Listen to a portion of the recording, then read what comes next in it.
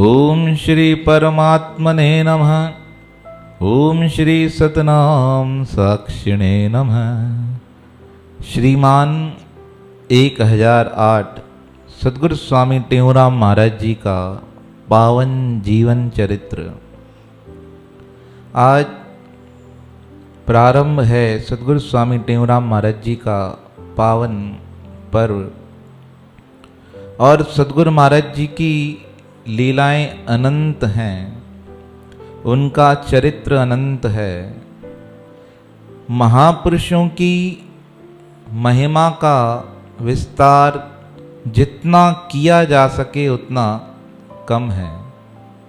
ऐसे ही आचार्य सद्गुरु स्वामी टेऊराम महाराज जी के इस पावन जीवन चरित्र को सद्गुरु स्वामी सर्वानंद महाराज जी द्वारा रचित किया गया।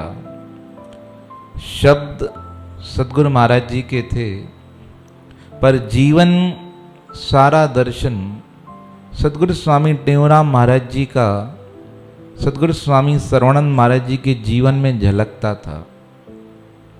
देखो, जिस पुस्तक को आप पढ़ोगे ना, वही संस्कार हमारे अंदर समाहित होने लगते हैं। आप साधारण सी पुस्तक पढ़ो तो उसके संस्कार आएंगे, किसी दिव्य महापुरुष का चरित्र पढ़ो तो उसके संस्कार हमारे अंदर विकसित होने लगते हैं।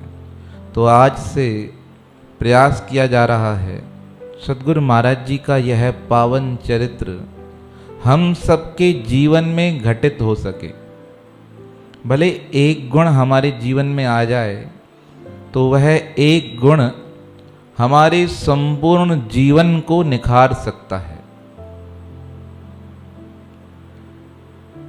स्वामी जी ने अपनी जीवन की अनंत यात्रा में बहुत कुछ सिखाया और उसको सार गर्भित रूप में स्वामी सर्वानंद महाराज जी ने लिखा। तो जो प्रारंभ किया गया आचार्य श्री का जीवन चरित्र, वो दिखाया गया है कि एक सिंध का प्रदेश है, छोटा सा गांव, उसका नाम है खंडू।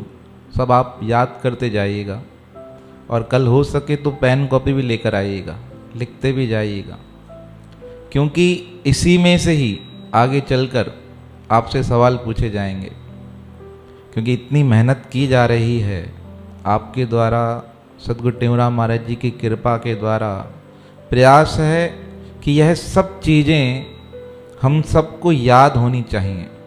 कोई पूछ ले कि सद्गुरु टेऊराम महाराज जी के दादा का नाम क्या है, तो आपको पता है? आपको, हमें अपने दादा का नाम पता नहीं है। किस किस को अपने दादा का नाम पता है?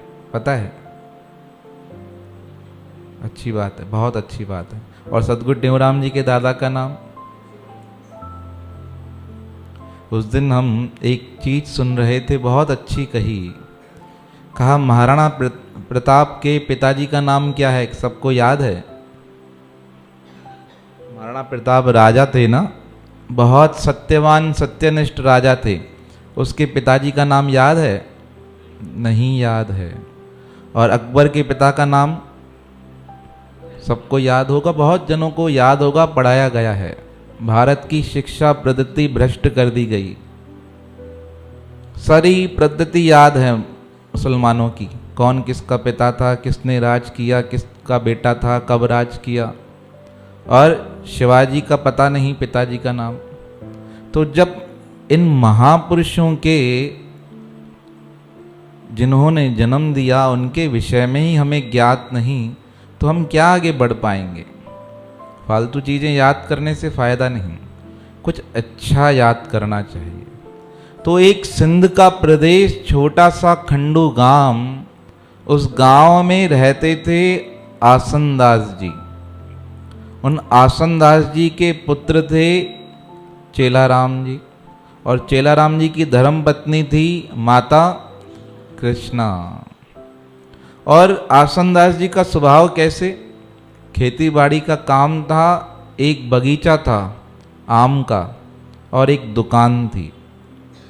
उस दुकान को चलाते थे, समय मिलता था संतों की सेवा करते थे।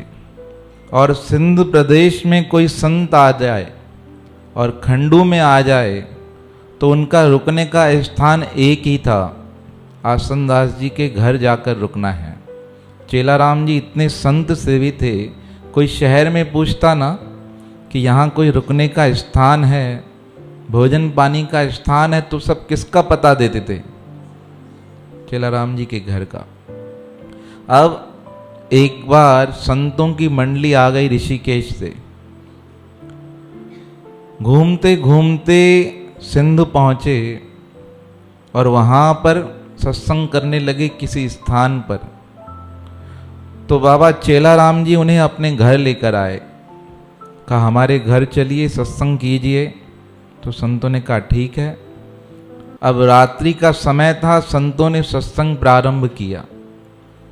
सत्संग प्रारंभ हुआ, इतना आनंद था सत्संग में, जो माँ कृष्णा का मन जुड़ गया परमात्मा से, और मन ही मन माँ कृष्णा ने प्रार्थना की कि जैसे ये चार संत यहाँ सत्संग कर रहे हैं ना, वैसे ही चार महापुरुष मेरे घर जन्म लेकर आए।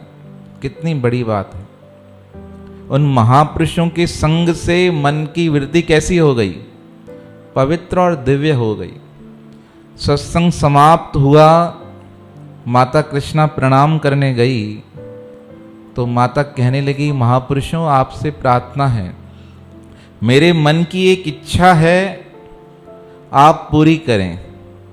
तो महापुरुषों ने आशीर्वाद दिया, आपका शुभ संकल्प परमात्मा पूरा करेगा। अंतर्यामी महापुरुष थे, साधारण नहीं। अब मन में संकल्प था, महापुरुषों के जैसे बालक हमारे घर पर आए, तो माता जी ने सोचा परमात्मा ऐसे इच्छा पूरी नहीं करता किसी की।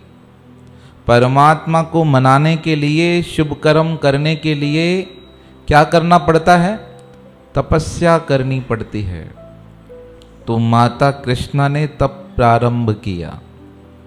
शास्त्रों में आया है, तप के प्रभाव से ही माता पार्वती ने भगवान शंकर को प्राप्त किया। तप के प्रभाव से ही ब्रह्मा जी सृष्टि चला रहे हैं। सुंदर पंक्तियां हैं, जीवन चरित्र में आगे आएंगी। तो अब माता जी ने तप प्रारंभ किया, पर तपस्या की, स्वामी सर्वानंद महाराज ने लिखा है, पर पति से पूछकर, बिना पति की आज्ञा के नहीं। माता ने कहा पतिदेव से। अब पतिदेव कौन थे उनके? चेलाराम जी। जोर से बोलो ना, क्या नाम था? शर्माओ मत, याद होता जाएगा। पतिदेव के पास आई, कहने लगी मेरे मन की कामना है, महापुरुष मेरे घर भी जन्म लेकर आए।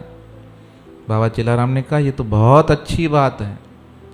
कहा मुझे व्रत करना है। कहा भले करो। कहा क्या करोगी?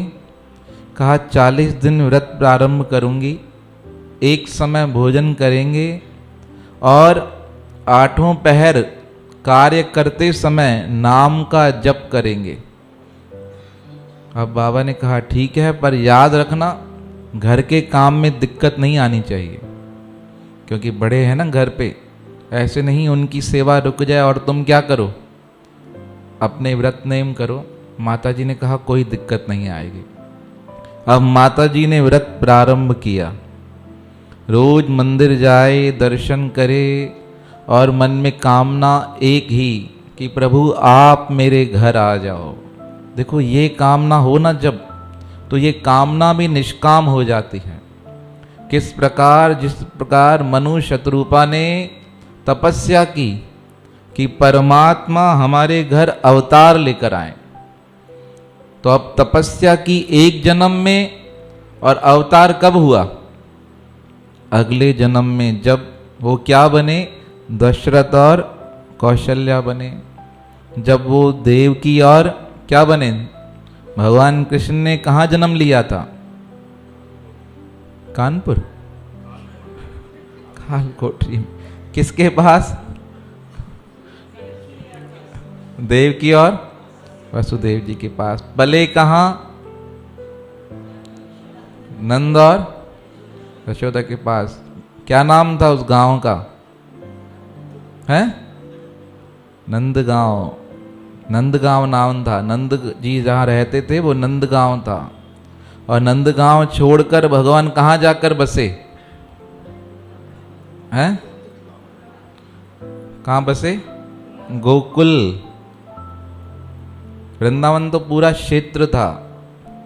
और जो पर्वत उठाया उसका नाम क्या था? गोवर्धन। देखो सब चीजें याद करानी पड़ रही हैं। यही तो है स्वामी राम जी के चरित्र की खासियत। आपको सब कुछ मिलता जाएगा, सब कुछ याद होता जाएगा। तो अब माता जी ने व्रत किया प्रारंभ, पति से आज्ञा लेकर। निष्काम भावना थी कि महापुरुष अवतार लेकर आए। 40 दिन तक जब व्रत हो गया, 41 दिन संपूर्ण होने वाला था, संपूर्ण हुआ। माता रात्रि को सो रही थी, भगवान जी ने दर्शन दिए। और कहते हैं दर्शन के 3 प्रकार होते हैं। एक तो साक्षात दर्शन मिल जाए, उस जैसा तो कोई फल नहीं। दूसरा है आपको भगवान दिखाई देने लगे, भाई मैं चल रहा हूँ भगवान मेरे साथ हैं, मैं खा रहा हूँ भगवान मेरे साथ हैं, इस प्रकार। तीसरा है स्वप्न में दर्शन मिल जाए, वो भी कल्याणकारी है। अब दर्शन मिला तो भगवान ने क्या किया? वरदान दे दिया, तुम्हारे जो मन की इच्छा है वो पूर्ण हो जाएगी। हम पूछते हैं ना हमारे व्रत किस प्रकार सफल होंगे। मेरा व्रत निष्फल तो नहीं हो गया, आप रखो और आपको उसकी प्रतीति हो जाएगी, आपको आभास हो जाएगा कि सफल हुआ है या नहीं हुआ है। परमात्मा अपने आप करा देंगे, यह परमात्मा की विचित्र कृपा है। अब दर्शन मिल गया, समय बीतता गया और प्रभु कृपा से वो महीना आ गया, वो दिन आ गया, वो तिथि आ गई। सिंध के हैदराबाद जिले के पवित्र धाम जहाँ बहुत उद्यान हैं, बगीचे हैं, सिंधु नदी जहाँ बहती है, वहाँ एक खंडू गांव है। उस गांव में संवत 1944, कौन सा संवत? चंद्र आषाढ़ की 4 तारीख, तदनुसार आषाढ़ शुक्ल की षष्ठी तिथि, और अंग्रेजी में कहा जाए तो 6 जुलाई 1887। कौन सी तारीख हुई? 6 जुलाई 1887, शनिवार के दिन। और कितने बजे जन्म लिया? प्रातःकाल 5 बजे।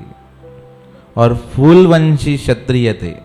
बहुत लोग पूछते हैं ना स्वामी जी का गोत्र क्या, वर्ण क्या, तो स्वामी जी क्षत्रिय थे।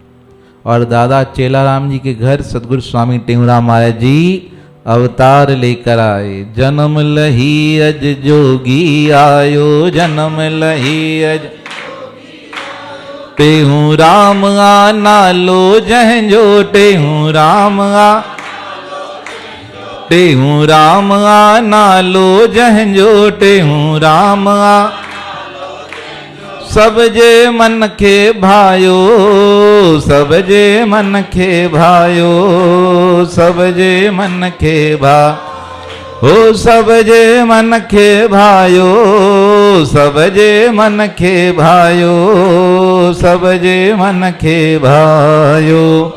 जन्म लही अज जोगी आयो, जन्म लही हो, जन्म लही अज जोगी आयो, जन्म लही अज जोगी आ।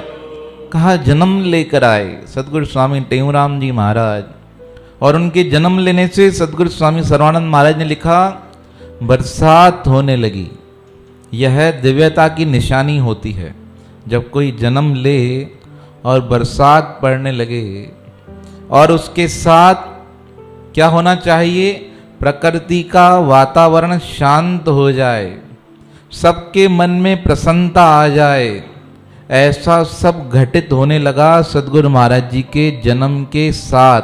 यह सब शुभ संयोग बन गए। अब स्वामी जी के जन्म के बाद कौन सा संस्कार हुआ? नामांकरण संस्कार। तो स्वामी जी के कुल के ब्राह्मण थे पंडित जयराम जी, उन्हें बुलाया गया छठे दिन। अब उन्होंने आकर बालक को देखा और हैरान हो गए। कहा, इसकी जन्मपत्री तो बहुत विचित्र है, अलौकिक है, यह तो दिव्य महापुरुष है, ये तो संसार में रहकर भी संसार से निराला है। पिताजी ने पूछा, क्या नाम रखें? कहा, टेऊराम। सबने पूछा, ये कैसा अलौकिक नाम है? कहा, टे त्रिगुण स्वरूपाय ओ निर्गुण निरूपणे टेऊं ब्रह्म विदानाय नमस्तस्यै नमो नमः। कहा, इसका अर्थ है जो तीनों गुणों के साथ रहकर भी तीनों गुणों से अलग है, जो तीनों गुण इसमें समाहित हैं पर यह तीनों गुण से युक्त नहीं है, ऐसे हैं आचार्य सदगुरु स्वामी टेऊराम जी महाराज। तो सदगुरु स्वामी टेऊराम महाराज जी का नामांकरण संस्कार हुआ और स्वामी जी से बड़ी दो बहनें थी। उन दो बहनों का नाम था ज्ञानी बाई और ईश्वरी बाई। उनमें एक थी स्वामी गुरुमुखदास महाराज जी की माता और एक थी सदगुरु स्वामी सर्वानंद महाराज जी की माता। और उनसे बड़े दो भाई थे, एक का नाम था वैंसीमल और एक का नाम था टहलराम। आप में से कितनों ने सदगुरु महाराज जी का जीवन चरित्र पढ़ा है? और आपने सुना होगा स्वामी जी को कितने भाई थे? कितने भाई थे? दो तो अभी हमने बताए ना, 4 भाई थे, 3 भाई थे और टोटल मिलाकर 4, टोटल 5 थे। वो जीवन चरित्र पढ़ना, आपको 5वें का नाम मिल जाएगा। अब एक हैं वैंसीमल जी, एक हैं टहलराम जी, तीसरे हैं सदगुरु स्वामी टेऊराम जी, चौथे हैं स्वामी ग्वालानंद जी। 5वें भाई का नाम आपको मिलेगा जीवन चरित्र में, ढूंढना, थोड़ा प्रयास तो आप भी करना। तो अब सदगुरु महाराज जी से बड़े 2 भाई थे। वैंसीमल जी पिता चेलाराम जी के होते ही अलग हो गए थे परिवार से। अब स्वामी जी धीरे धीरे बढ़ने लगे, 3-4 महीने के थे तो बच्चा भागते भागते आता है ना आगे, तो स्वामी जी रोते नहीं थे कभी। बहुत ये अलौकिक बात है कि बालक रोए ही नहीं। और जब माता के पास आए तो माता जी का नियम कैसे उनके मुख से धुनी लगती थी, शिवोहम शिवोहम साखी शिवोहम साखी शिवोहम साखी हम साखी शिवोहम। तो वही सुनकर माता जी को कहते थे। माता जी समझ गई कि मेरे बेटे को यह धुनी पसंद है। और सबसे पहला अक्षर स्वामी टेऊराम जी को माता जी ने सिखाया राम।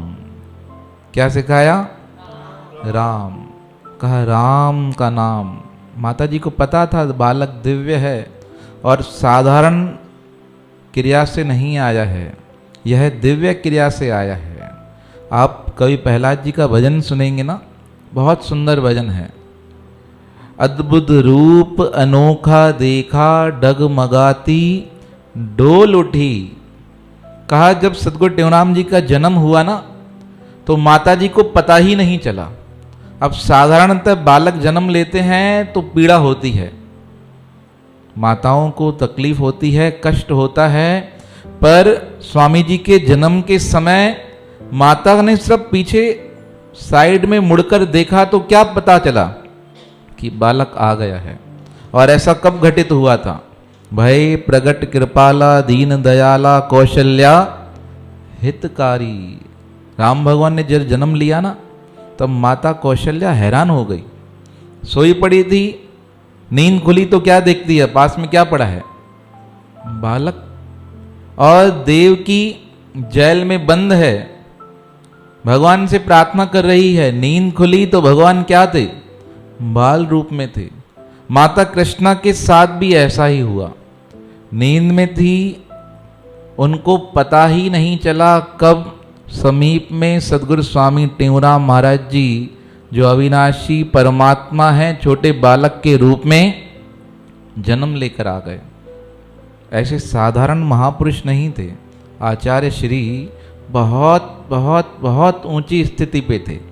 उन्होंने कभी जताया ही नहीं और साधारण बालक के रूप में रहे, कोई कामना नहीं की।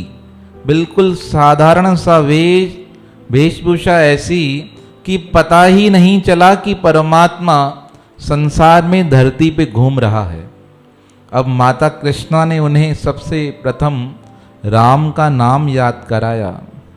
अब धीरे धीरे उम्र बढ़ने लगी। नामांकन संस्कार के बाद दूसरा संस्कार होता है मुंडन संस्कार। तो आषाढ़ पूर्णिमा को, आषाढ़ पूर्णिमा किसे कहा जाता है पता है? आषाढ़ की पूर्णिमा किसे कहा जाता है? पूजा करते हो ना गुरु की, करते हो ना या नहीं करते हो? ताकि वही खबर को नहीं बताओ। बाकी तारीख याद रखते हो, गुरु पूजा इस दिन है, करना है। आषाढ़ पूर्णिमा को गुरु पूर्णिमा की जाता है। उस गुरु पूर्णिमा के दिन सदगुरु स्वामी टेऊराम जी का क्या हुआ? मुंडन संस्कार। और कहाँ पे? बाबा जोहर गिरी के बगीचे पर। हमारे जयपुर में बहुत भक्त आते हैं, प्रेमी आते हैं अपने बालक का मुंडन संस्कार कराने। अब आप कहेंगे आश्रमों पर, मंदिरों पर क्यों किया जाता है? उसका कारण है, जो बाल है ना, कभी कभी माता के गर्भ में ही बालक को आ जाते हैं। सबको नहीं, पर अधिकतर बहुत बच्चों को आ जाते हैं। तो उन बालों के साथ कुछ ऐसी चीज़ें होती हैं, जब उनका त्याग किया जाता है ना, तो किसी पवित्र स्थान पर ही किया जाना चाहिए। तो सब स्थानों पर तो नदी और समुद्र सागर तो है नहीं, तो उन स्थानों पर मंदिरों को ही पवित्र माना जाता है, मंदिरों को ही तीर्थ माना जाता है, या संतों के स्थान को ही पवित्र माना जाता है।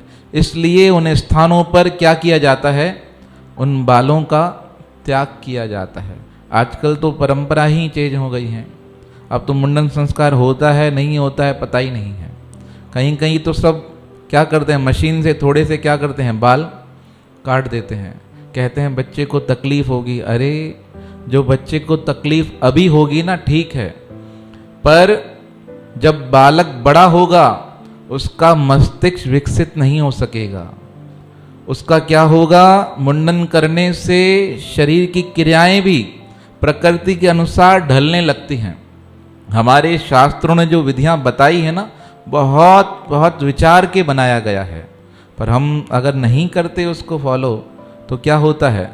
आज नहीं तो आगे चलकर हमको दिक्कत झेलनी पड़ती है। तो सदगुरु स्वामी टेऊराम महाराज जी का मुंडन संस्कार हुआ और स्वामी जी का नियम बन गया, माता जी के साथ प्रातःकाल 4 बजे उठ जाते थे। आज आप कितने बजे उठे हो? वाह, आध कलाक भी हो जल्दी उठे आए। हाँ, अब 40 दिन ऐसे ही उठना है। तो अभी यहाँ तक अपन जो कथाएं रखते हैं, अभी सदगुरु स्वामी टेऊराम महाराज जी की 40सा का पाठ किया जाएगा। तो आप सभी को जो आज सुनाया है यह याद रखिएगा। कल आपसे इसी में से ही पूछा जाएगा। बोल सद्गुरुदेव भगवान की।